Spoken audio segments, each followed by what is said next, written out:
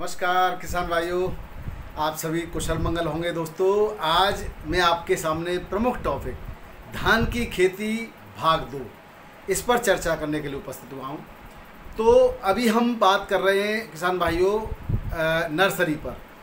आप लोगों ने नर्सरी पिछले हफ्ते लगाई या लगाने वाले हैं, तो उस नर्सरी की कैसे देखभाल करें। आप मानते हैं कि अब नर्सरी एक हफ्ते की हो गई है, तो क्या क्या नर्सरी में परेशानियाँ आ रही हैं इन दिनों। जैसे कि तापमान बहुत काफ़ी ज़्यादा है, इसको देखते हुए क्या परेशानी आ सकती हैं। नर्सरी में कौन कौन से रोगों का प्रकोप हो सकता है, और कोई भी रोग नहीं है, पीलापन आ रहा है या ऊपर से पत्ता सफ़ेद दाग पत्ते पर दिखाई दे रहे हैं, या पत्ता का किनार सूख रही है, या अचानक से कोई पौधा ज़्यादा बढ़ गया है, कोई पौधा छोटा है।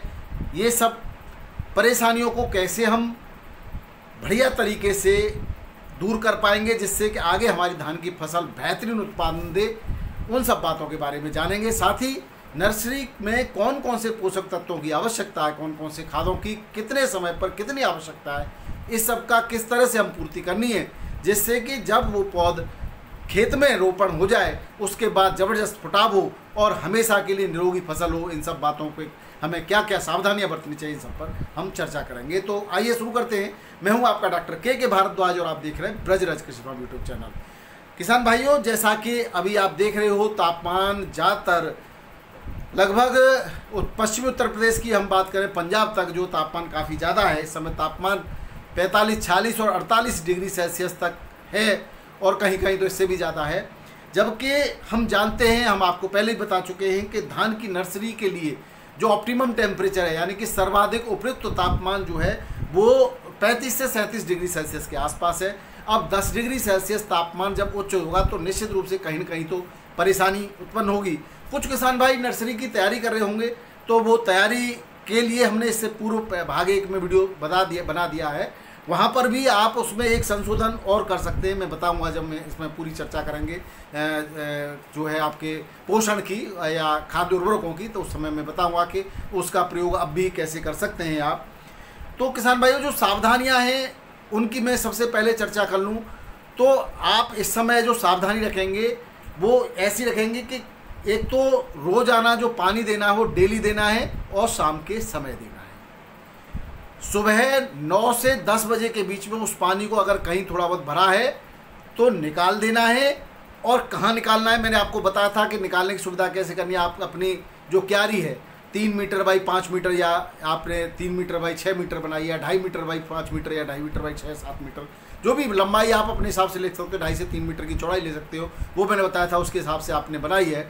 तो उसकी पश्चिम दिशा में पानी को आप निकालिए, क्योंकि इस समय पश्चिम की तरफ से गर्म हवाओं का प्रचलन, गर्म हवाएं चल रही हैं, लू चल रही हैं, जिसकी वजह से फसल के अंदर पत्ता सूखने, यानी कि जो धान की नर्सरी है उसका पत्ता कभी कभी सूखने जैसा हो सकता है, या कभी कभी धान की नर्सरी ही पीली पड़ जाती है या सूख जाती है। किसान भाइयों, एक बात और विशेष ध्यान रखें, जब आपने नर्सरी लगा दी है तो नर्सरी जब लगाई जाती है जब छोटा सा अंकुरण फूटता है, और पानी उतना ही लगाना चाहिए जितना कि अंकुरण पानी में हल्का सा डूबे, और जब अंकुरण बड़ा हो जाए तो अंकुरण पानी के बाहर ही रहे।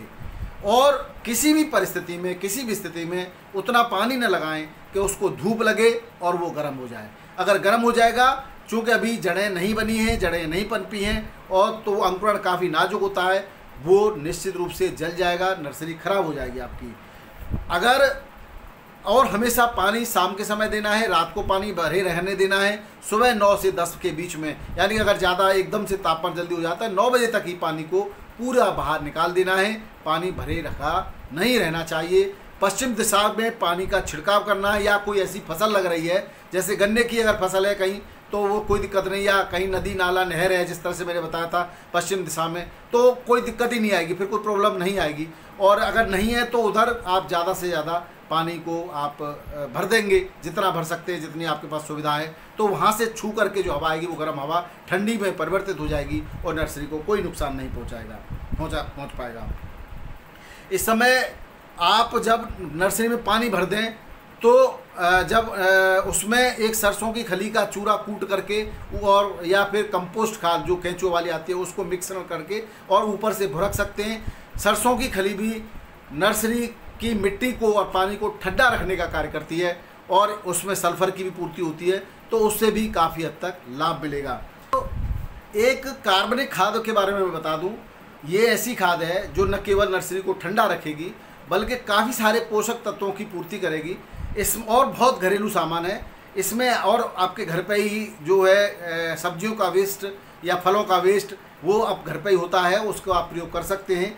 आप जो है संतरा के छिलके या नींबू के छिलके, उसके बाद प्याज के छिलके, केला के छिलके, अंडे के छिलके और जो है आप थोड़ा सा 250-200 ग्राम चूना, ये सब ले करके और इनको 200 ग्राम गुड़ के साथ मिला करके एक 30 लीटर पानी में घोल के रख दें प्लास्टिक की टंकी में। लोहे की या किसी इस तरह की टंकी न लें, प्लास्टिक की लें जिससे उसका क्षरण न हो उसमें, और इसको घोल करके रख दें 8-10 दिन के लिए।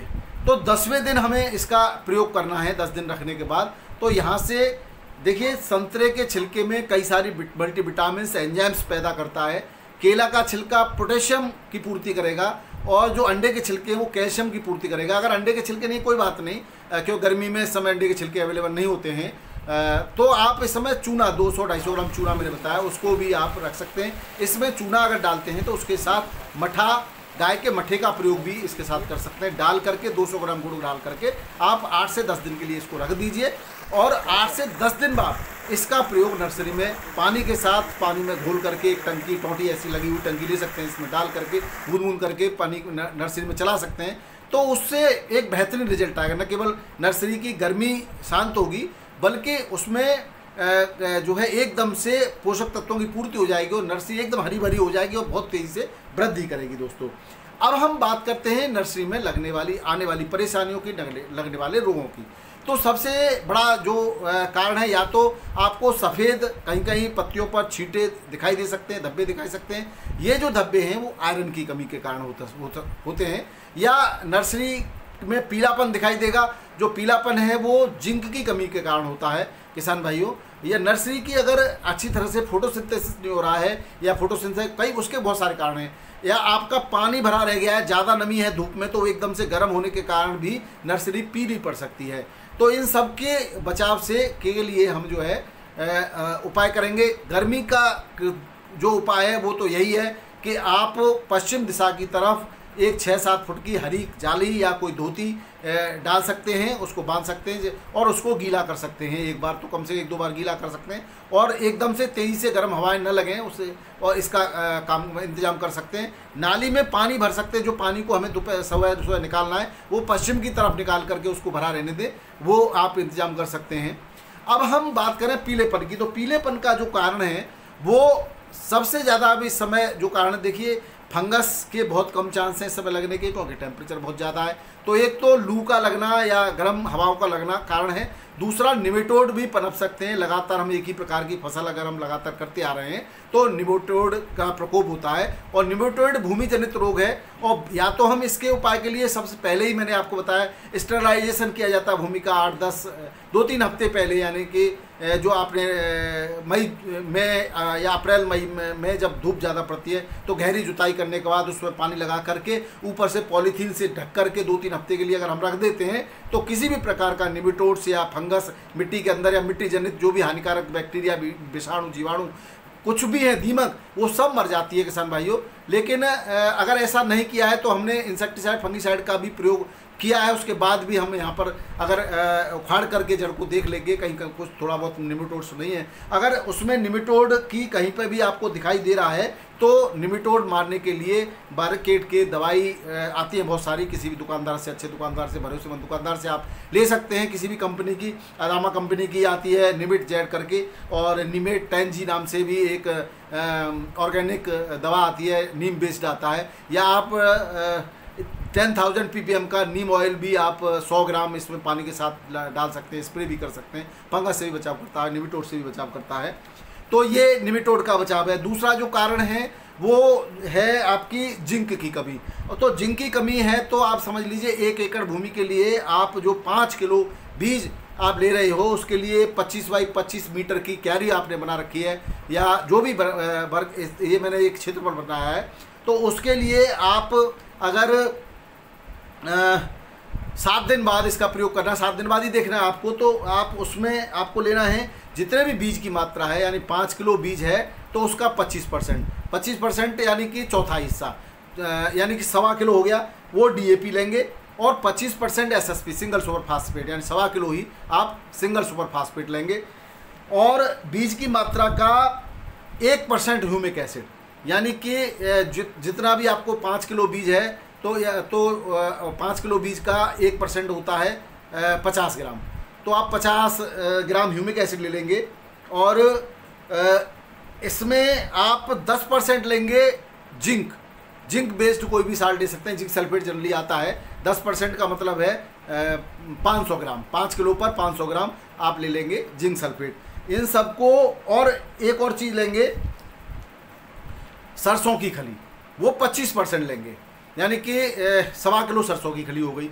इन सब का एक चूरे को आप मिट्टी में मिला करके और छिड़क से पानी में आप छिड़क देंगे, तो इससे भी एकदम से जो पोषक तत्वों की कमी है वो दूर हो जाएगी, और बहुत जल्दी ही अगले 48 से 50 घंटे के अंदर आप दिखाई देगा आपको कि हरी भरी फिर से जो है हो गई है। इसके साथ आप 15% यूरिया, 15% मतलब 750 ग्राम यूरिया ले लेंगे 5 किलो बीज के लिए, वो अलग से आप डालेंगे, सबके साथ मिक्स करके नहीं डालेंगे, शाम के समय ही डालना है। वो यूरिया का छिड़क करके, यूरिया दे करके पानी डाल देंगे आप, और पानी केवल उतना ही लगाना है कि सुबह उस पानी को निकालना न पड़े, क्योंकि जब आप पानी को बाहर निकालोगे तो उसके साथ पोषक तत्व भी बाहर निकल जाएंगे। तो आपको जब ये सब चीज़ों का प्रयोग करना हो तो पानी बहुत ही लिमिट में लगाना है, ज़्यादा पानी नहीं लगाना है। किसान भाइयों, पीलेपन का कारण कम पानी, बहुत कम पानी लगाना या बहुत ज़्यादा पानी लगाना भी है, तो आप ध्यान रखें, संतुलित मात्रा में ही पानी का प्रयोग करें। इसके बाद जो दूसरा कारण है वो है झुलसा, यानी कि जब गर्म हवा चलेंगी तो झुलसा आएगा, तो पश्चिमी साइड की मेड़ पर आपको पानी भर के रखना है। अगला जो कारण है वो है जड़ों का सूख जाना। तो आप ध्यान रखें कि जो आपकी भूमि है वो भुरभुरी होनी चाहिए, उसमें पर्याप्त पोषक तत्व होने चाहिए, और पर्याप्त नमी होनी चाहिए, न ज़्यादा और न कम। तो ये सब 3 कारण ही हैं। और इसके अलावा अगर कहीं कहीं छींट, सफ़ेद छींट दिखाई दे रहे हैं तो इस पर आयरन की कमी है। तो नर्सरी के 10वें दिन आपको इसमें एक काम करना है कि कहीं पर भी अगर छींटा दिखाई दे रहा है या थोड़ा बहुत पीलापन दिखाई दे रहा है, या उसका आगे जो भाग है अग्रभाग वो सूखा दिखाई दे रहा है, तो उसमें 1 एकड़ यानी 5 किलो बीज के लिए, 5 से 8 किलो बीज है जो भी 1 एकड़ के लिए, उसमें आप 250 ग्राम सल्फर लेंगे 80% WDG, 500 ग्राम कैल्शियम नाइट्रेट लेंगे, 500 ग्राम यूरिया। इन सबको मिला करके 1 kg सिंगल सुपर फास्फेट, आप यूरिया को थोड़ा अलग रखेंगे या सिंगल सुपर फास्फेट को अलग रखेंगे, इन सबको एक साथ नहीं लेना है। तो इसको, और इसके साथ 700 ग्राम DAP। तो आप यूरिया अलग कर लें जैसे पहले की तरह, यूरिया को यहाँ अलग कर लें, और 1 kg सिंगल सुपर फास्फेट, 700 ग्राम जो है DAP, इन दोनों में से एक कोई भी आप ले सकते हैं या दोनों ही ले सकते हैं, आधे आधे कर लें आप। और इसको आप भुरक करके डाल दें 10वें 11वें दिन, और उसके बाद यानी कि 1 दिन आप अंतर कर सकते हैं, यूरिया भी उसमें आप डाल दें, आधी किलो यूरिया, और उसके बाद उस पर आप पानी लगा दें। पानी वही, जब ये सब सामान आपको पोषक तत्व दे रहे हैं तो पानी केवल इतना होना चाहिए कि सुबह तक भूमि उस पानी को सोख ले, पानी बचे नहीं, निकालना ना पड़े पानी। तो आप देखेंगे कि अगले 48 घंटे के अंदर आपकी ये सारी समस्याएं दूर हो जाएंगी। अंत में आप जो है रोपाई से पहले, यानी कि रोपाई से 3 या 4 दिन या 5 दिन पहले आप क्या करेंगे, एक चिलेटेड जिंक लेंगे 100 ग्राम, फेरस सल्फेट लेंगे 70 ग्राम, 70 से 80 ग्राम, अगर ज़्यादा धब्बे हैं सफ़ेद तो 100 ग्राम भी ले सकते हैं, और मैग्नीशियम सल्फेट लेंगे 150 ग्राम। इन सबको 250 ग्राम चूने का पानी, यानी कि पहले चूना आपको डाल देना है, उसका पानी निकला है वो उसको लेना है, इसके साथ मिक्स करके अलग अलग डालना है। पहले टंकी में पानी भरना है, इन सब के घोलों को अलग अलग घोलना है, उसके बाद टंकी में डालना है और तुरंत उसको स्प्रे कर देना है। इसका स्प्रे करते ही आपकी नर्सरी हरी भरी हो जाएगी, और निश्चित रूप से इस तरह के उसके अंदर पोषक तत्व विद्यमान होंगे कि जैसे ही इसका रोपण होगा 4-5 दिन के बाद, उसके बाद इसको जमने में समय नहीं लगेगा और इसका फुटाव भी ज़बरदस्त होगा। और जैसे ही आप वहाँ पर इसको रोपण हो जाता है तो इस रोपण में आप सरसों की खली का प्रयोग मैं अगले वीडियो में उसको बताऊंगा, आप वो करेंगे तो निश्चित रूप से आपके ज़बरदस्त कल्ले फूटेंगे और एक अलग ही आप देखेंगे कि किस तरह की आपकी धान की खेती हुई है, धान की पैदावार हुई है। लेकिन एक बार और ध्यान रखें, यहाँ एक चीज़ छूट गई है, अगर कहीं किसी भी स्तर पर फंगस का प्रयोग अटैक हुआ है तो 20 से 30 ग्राम कार्बेंडाजिम और मैंकोजिब यानी साफ नाम से आपका फंगीसाइड आता है, उसको लेकर के 15 ml आप इमिडाक्लोरोपिड ले सकते हो, या फिर आप थायोमिथैक्सिम ले सकते हो 8 से 10 ग्राम थायोमिथैक्सिम। इन सब के साथ में एक स्प्रे बीच में, अगर आपको फंगस का या कीटाणु का या बैक्टीरिया का अटैक लगता है, उसका स्प्रे अति आवश्यक है। किसान भाइयों, जैसी परिस्थिति वैसा निर्णय आपको लेना है। वीडियो आपको पसंद आए तो किसान भाइयों को शेयर ज़रूर करना है, चैनल को सब्सक्राइब बिल्कुल कर लीजिएगा बिना देर किए, क्योंकि आने वाले समय में हम पूरी सीरीज चलाने वाले हैं और धान की खेती को बेहतरीन और कम खर्चे में अच्छा उत्पादन लेने के लिए किस तरह से तैयारी करनी है, उन सब की बात भी अगले वीडियो में बताएंगे। वीडियो देखने के लिए बहुत बहुत धन्यवाद। नमस्कार, सत श्री अकाल, राधे राधे, जय जवान जय किसान। आपका दिन मंगलमय।